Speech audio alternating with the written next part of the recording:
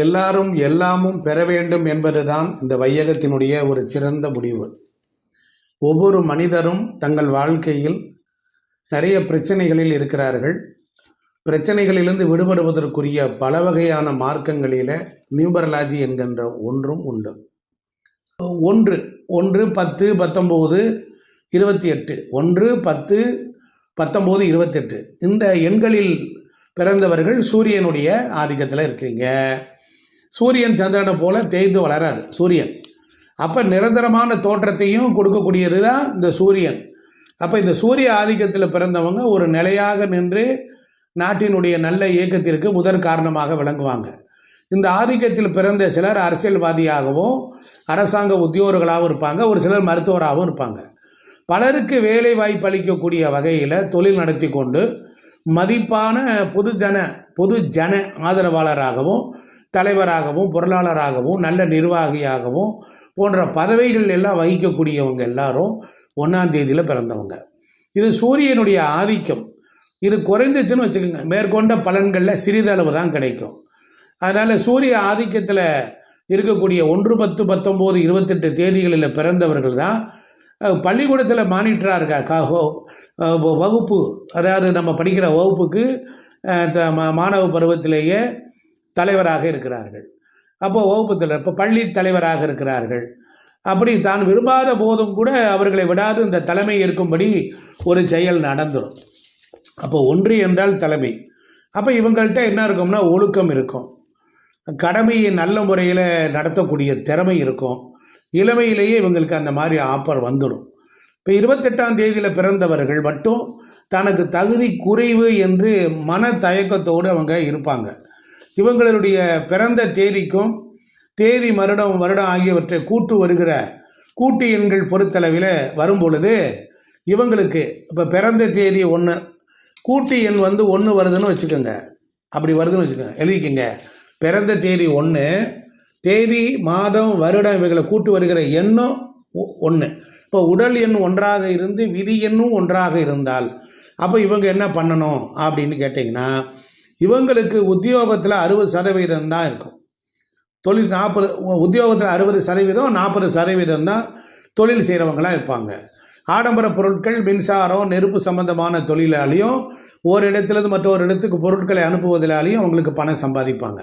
இந்த பிறந்த தேதி 1 கூட்டு எண் 1 வரக்கூடியவங்களுக்கு உடல் உறவு கொள்வதனால் வரக்கூடிய வியாதி உருவாகும்.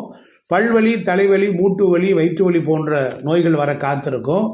அவங்க பேரை 15 24 33 42 69 பேர் வச்சுக்கிட்டாங்கன்னா, வியாபார விலாசமாக வச்சுக்கிட்டாங்கன்னா அவங்களுக்கு நல்லாயிருக்கும். புரியுதுங்களா? அதனால் இவங்களுக்கு பொறுத்தளவில் இந்த மாதிரி இருக்கும்போது 1ஆம் தேதியில் பிறந்து 2ஆம் தேதியில் நல்லா கவனிக்கணும். 1ஆம் தேதியில் பிறந்து 1ஆம் தேதியிலே அந்த இது வரக்கூடியவங்களுக்கு 1 6 யோகமான எண்களாக இருக்கும்.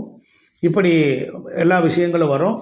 அடுத்து 2ஆம் தேதியில் பிறந்தவங்களுக்கு அவங்களுக்கு 6 சம்பந்தப்பட்ட நம்பரில் பேர் வச்சுக்கணும். அதே போல் 3ஆம் தேதி மாதம் வருடத்தை கூட்டி வருகிற எண் 3 வந்தால் அவங்களுக்கு பொறுத்தளவில் யோகமான எண் 1 3. அதனால் அவங்களுக்கு வாழ்க்கையில் 19 37 46 64 அவங்க பெயரை வச்சுக்கிட்டா அவங்களுக்கு நல்லாயிருக்கும்.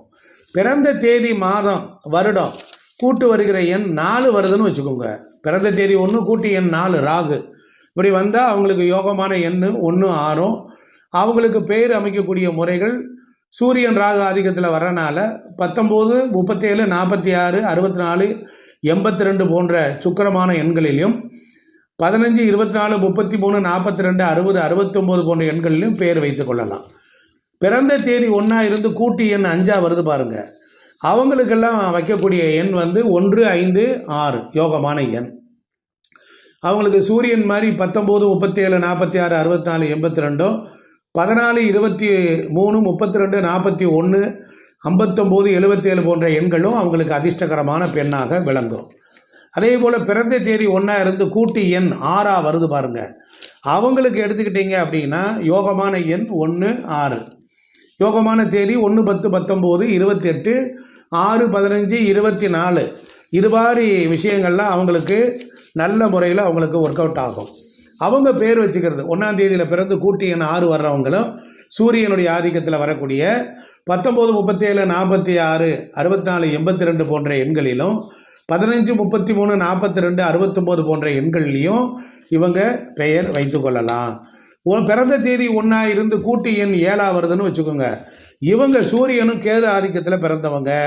இவங்களுக்கு பேர் வைக்க வேண்டியது 1ஆம் எண்ணிலையும் 2ஆம் எண்ணிலையும் 6ஆம் எண்ணிலையும் பேர் வச்சுக்கலாம். அதாவது 19, 37, 46, 64, 15, 24, 33, 42 போன்ற எண்கள்லையும் தனக்கு பேர் வச்சுக்கலாம். கூட அந்த தொழில் பேரும் அப்படி வச்சுக்கலாம். இப்போ பிறந்த தேதி மாதம் வருடம் இது கூட்டு வருகிற எண் வந்து 8ஆக இருக்கணும். அதாவது 1ஆம் தேதி, அதாவது 1, 19 இந்த மாதிரி தேதிகளில் பிறந்து கூட்டு எண் 8 வந்தால் அவங்க யோகமான எண் 1, 5, 6.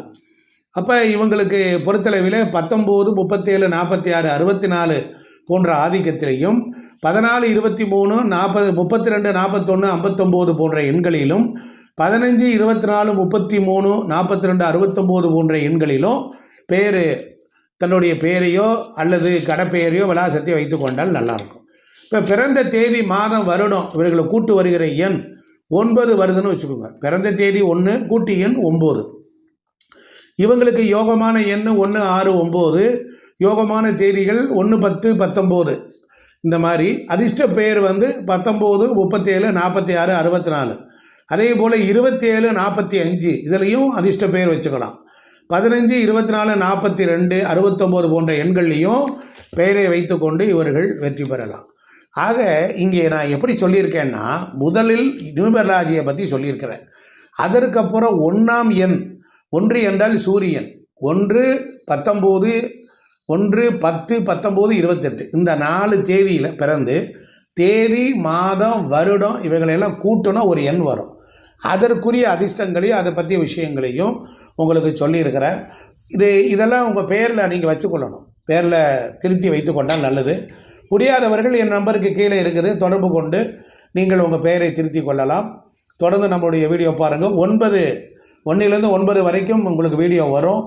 அதனால் நீங்கள் எல்லோரும் 1க்கு 2, 3 தடவை அதை பார்த்து நீங்கள் குறித்து கொண்டு நீங்கள் வாழ்வில் பயன்பெற வாழ்த்துக்கள். நன்றி, வணக்கம். நாம் இன்றைக்கி